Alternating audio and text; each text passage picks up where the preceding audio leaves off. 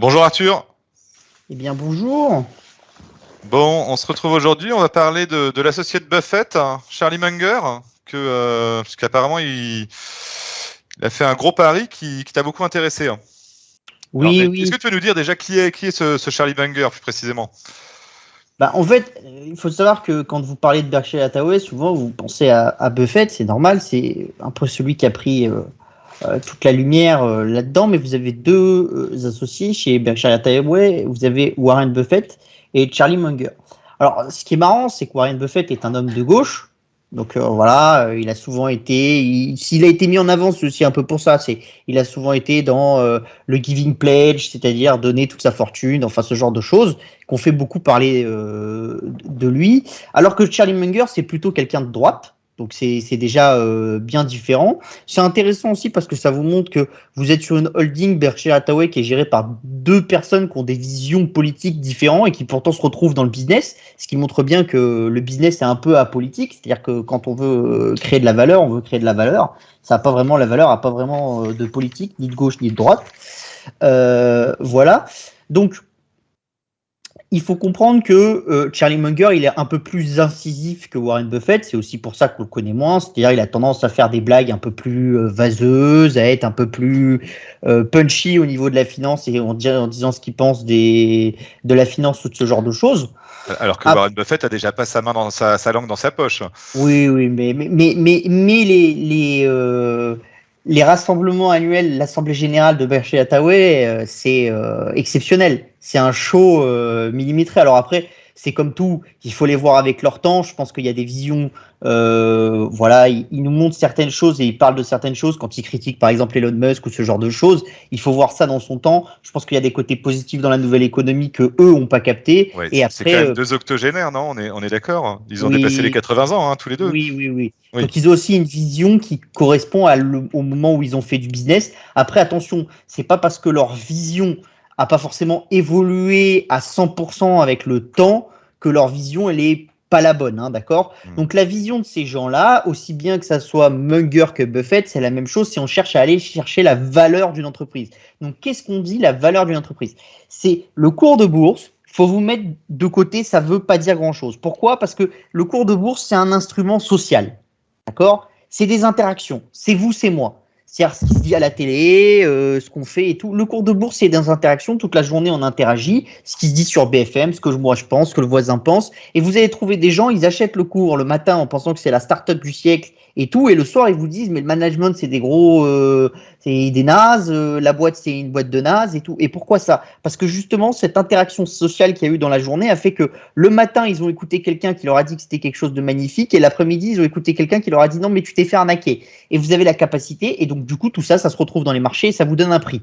Donc, ce prix, il est. C'est un peu la définition du marché, c'est la rencontre entre une offre et une demande. Et donc, ça fixe le prix qu'on retrouve en bourse. Voilà. Donc, ce prix, il a aucune. Enfin, c'est pas qu'il a aucune valeur, mais il ne représente pas la valeur d'une entreprise. Donc, ces gens-là, ce qu'ils vont chercher, c'est la réelle valeur d'une entreprise. Donc, c'est ce qu'il y a derrière. Ces bâtiments, combien elle peut gagner d'argent. Vous essayez toujours de modéliser ça. C'est aussi ta démarche, Arthur, ça.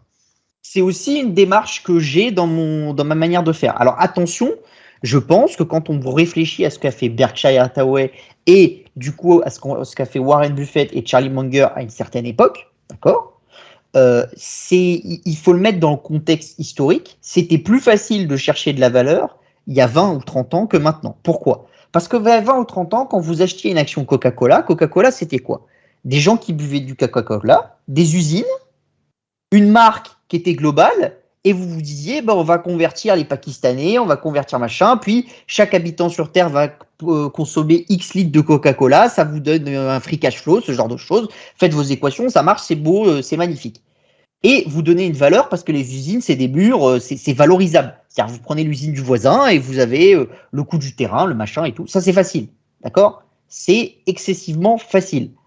Et dans toutes les entreprises qu'il y a de Warren Buffett qui ont fait son succès, vous trouvez un peu ça. Parce que si on prend Coca-Cola, c'était un peu cette théorie. Si vous prenez des entreprises comme McDonald's, c'était aussi un peu cette théorie. Maintenant, c'est devenu un peu plus compliqué. Pourquoi? Parce que comme on est dans l'ère de l'immatériel, c'est très difficile de valoriser l'immatériel. C'est-à-dire, si vous venez me voir et vous me dites quelle est la valeur du software de Tesla qui fait conduire les voitures autonomes, Je pense qu'on interroge 50 000 spécialistes, on a 50 000 valorisations différentes.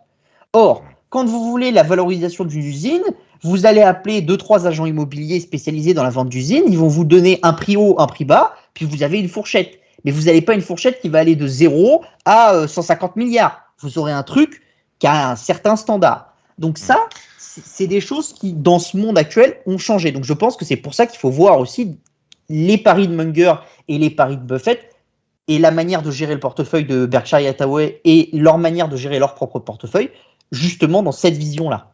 D'accord, parce que donc quand même ce que tu m'as dit quand on a préparé cette vidéo, c'est que bon, ok, évidemment, on a Berkshire Hathaway qui est coté en bourse, qui est, je crois, dans le top 10 des capis américaines et qui n'arrête pas de gonfler, mais on a également Charlie Munger qui a également son véhicule d'investissement propre qui s'appelle le Daily Journal, donc une petite, anciennement ce qu'on appellerait ici de la presse quotidienne régionale, de la PQR, mais donc il en a fait son véhicule d'investissement et c'est coté en bourse.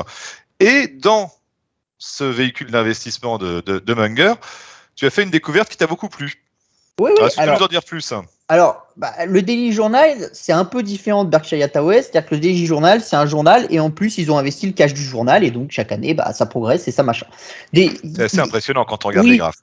Mais justement, c'est là que c'est rigolo, c'est que le Daily Journal a une stratégie beaucoup plus centralisée de valeur, c'est-à-dire que le nombre de positions est entre 5 et 8 en moyenne. Un portefeuille concentré, du coup. Voilà, un portefeuille très concentré, et si on prend le résultat du portefeuille de Berkshire Hathaway et le résultat du portefeuille du Daily Journal, sur les 2-3 dernières années, le Daily Journal fait mieux que Berkshire Hathaway. Et la progression de la capitalisation du Daily Journal est plus importante que celle de Berkshire Hathaway. Alors, est-ce que c'est... merci pour le tuyau, en tout cas déjà, Arthur. Hein. Voilà, est-ce que ça va continuer ou pas? C'est une autre vision, d'accord? C'est une toute autre vision.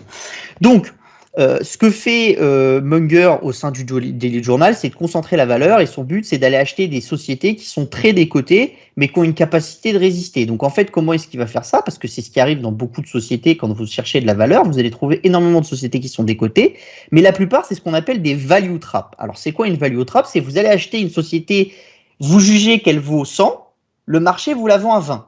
Mais ça dépend ce qu'il vous vend. C'est-à-dire que si vous achetez un boulanger qui a 4 boulangeries à Nice, il n'a aucune force dans le marché, il n'a rien du tout. Donc même si ces boutiques, elles valent par exemple 100 et vous les achetez 20, vous n'êtes pas garanti de la valorisation de ces actifs dans le temps parce qu'il peut s'effondrer face à une concurrence, des gens comme Starbucks et tout qui arrivent et qui rasent tout. Donc c'est ce qu'on appelle de la value trap. Ce que va chercher Munger, c'est des grosses entreprises. Donc, attends, finalement, pour Value Trap, donc c'est une entreprise qui est dévalorisée, mais qui de toute façon va se décoter encore plus puisqu'elle n'a aucune capacité de rebond. Okay. Aucune capacité de rebond, non. Enfin, mais on n'en sait jamais rien, mais le potentiel de rebond est assez limité, donc c'est ce qu'on appelle une value trap. Donc on investit et la thèse c'est on achète $1 d'actifs 20 centimes, mais la problématique c'est que si chaque année la société perd 10 centimes de valorisation d'actifs, si le cours de bourse évolue jamais à la hausse, au bout d'un moment, vous allez vous retrouver avec 20 centimes d'actifs que vous aurez payé 20 centimes, la décote, elle n'existe plus, et la cours de l'action s'est effondrée, et vous êtes marron chocolat. Donc, l'histoire, là, avec... Je savais qu'on disait nougatine dans le sud, moi. Ouais, c'est pareil. Donc, l'histoire avec Munger ici, c'est que vous allez chercher des sociétés qui ont vraiment une force très, très importante, d'accord ? Et qui ont une capacité de résister à très long terme. Donc, par exemple, si on prend le portefeuille à l'heure actuelle, vous avez Bank of America, Wells Fargo, US Bank Corp et Postco. Donc, vous avez surtout des banques, d'accord? Ouais, ça, c'est surtout un secteur très, très décoté, effectivement, moins 80% sur les 10 ans, quoi. Voilà. Donc, il y avait des choses à faire. Donc, il a investi surtout son portefeuille là-dessus.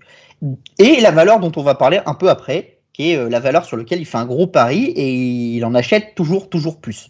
Mais ça, on en parlera un peu après. Donc ça, c'est l'idée de Munger, c'est d'investir dans la valeur.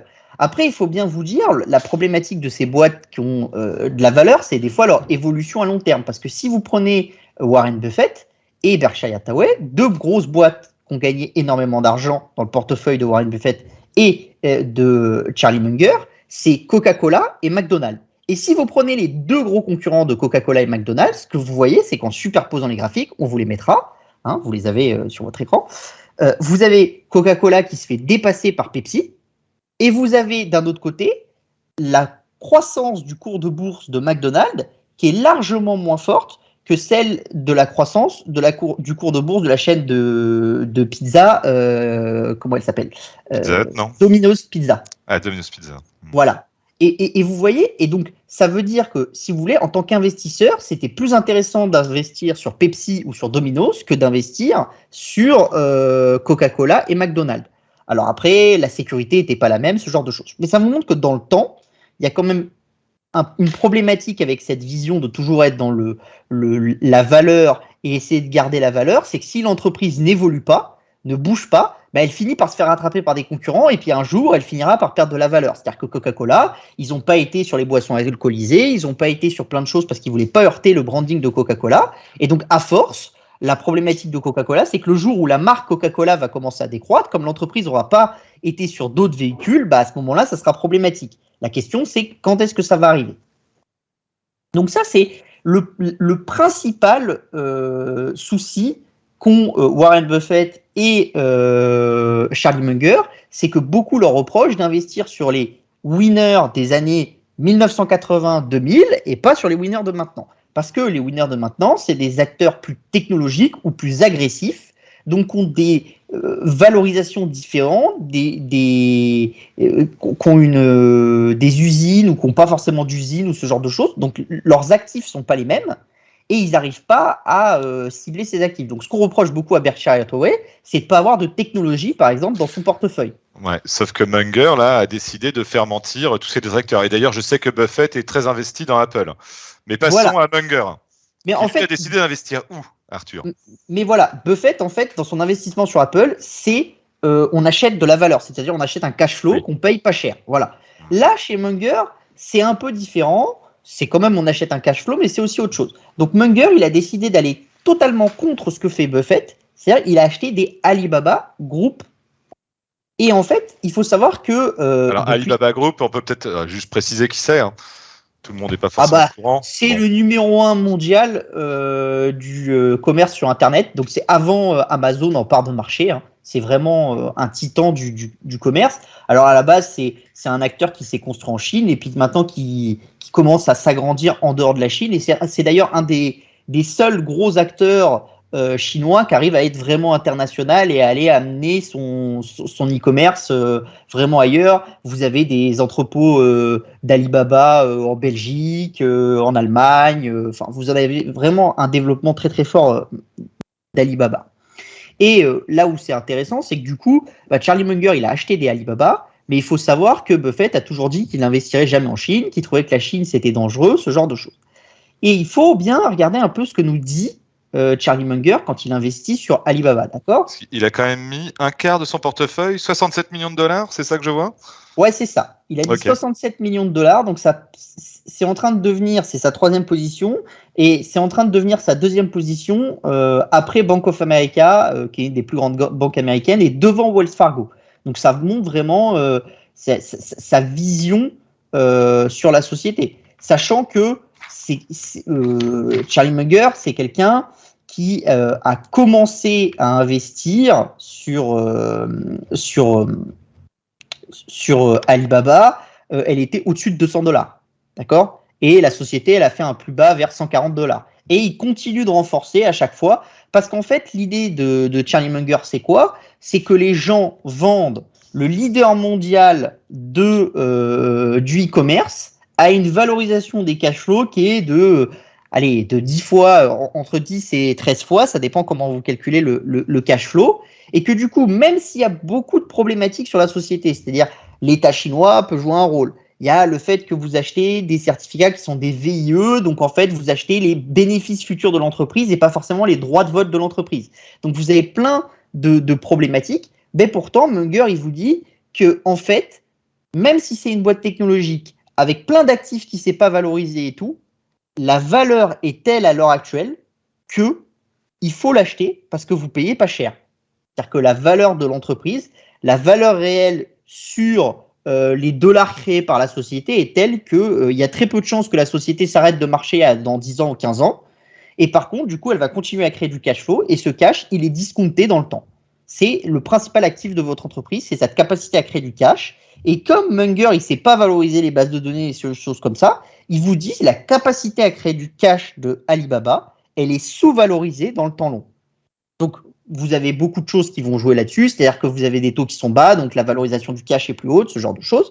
Mais c'était la même stratégie sur l'achat de Berkshire Hathaway d'Apple. C'est-à-dire ils ont acheté Apple quand ils ont jugé que le cash flow se payait pas assez cher par le marché et donc que du coup la capacité de la société à créer du cash à long terme, elle était sous-valorisée. Même s'ils ne comprenaient pas... C'est des gens à qui on ne peut pas reprocher de suivre la mode. C'est vraiment des investisseurs contrariens, enfin ils font selon leur idée, selon leur analyse, et point barre, ils ne sont pas dans la mode. Voilà, donc en fait quand ils ont acheté Apple, beaucoup de gens avaient peur en se disant Apple n'arrivera pas à passer au-delà de l'iPhone ou ce genre de choses, et eux vous disaient, mais si l'iPhone dure encore 10 ans, on achète Apple, son cash flow, qu'il va produire sur ces 10 années. C'est quand vous êtes le leader mondial des smartphones, c'est sûr que vous dire que dans 10 ans, plus personne n'achètera des iPhones, c'était peut-être un peu exagéré par le marché. Et en plus, du coup, Berkshire Hathaway a eu la chance de voir l'émergence de tous les services et du développement de l'Apple Watch et de tout ça qui crée de la valeur chez Apple. Là, c'est la même chose sur Alibaba. D'accord, donc finalement, si je résume, Munger considère, selon ses calculs sur le cash flow, qu'aujourd'hui Alibaba est un investissement value. Voilà. Donc c'est une valeur qui est complètement décotée et qui doit remonter. Bon, c'est intéressant Arthur parce que justement nous on a travaillé sur le sujet il y a quelques semaines. Et est-ce que tu peux, peut-être nous dire ce qu'on a fait il y a quelques semaines dans le cadre de New Tech Insider Europe, ce qu'on a offert à nos abonnés. Voilà, on a fait une petite conférence, on vous mettra le lien juste en dessous, on avait identifié justement la Chine, comme moi j'ai identifié il y a quelques années les GAFA, ce genre de choses, qui étaient sous-cotés par rapport à leur valorisation sur les cash flows, et moi en plus j'y ajoute le côté technologique, parce que comme la tech c'est un truc que j'aime bien, j'essaye de valoriser ces actifs, les bases de données, ce machin et tout, mais ça après c'est une valorisation qui m'est propre, qui me correspond à moi. Je ne peux pas vous dire que c'est la valorisation qu'il faut retenir. Moi, c'est une qui a marché dans mon univers d'investissement, mais voilà, il faut donner 50 différentes. Par contre, la valorisation sur les cash flows, c'est la même chose. Quand il a acheté de l'Apple, moi j'avais déjà de l'Apple, je continue à en acheter parce que quand on paye 10 fois les cash flows d'Apple, on achète les yeux fermés. C'est pas comme quand on paye 300 fois les cash flows d'Amazon. Vous achetez pas la même chose. La croissance chez Amazon, elle est obligatoire. La croissance chez Apple, c'est un bonus. Là, c'est la même chose. Et en fait, ce que vous vous rendez compte, c'est que la plupart des actifs chinois n'ont pas créé de valeur ces 10 dernières années alors que le PIB chinois a explosé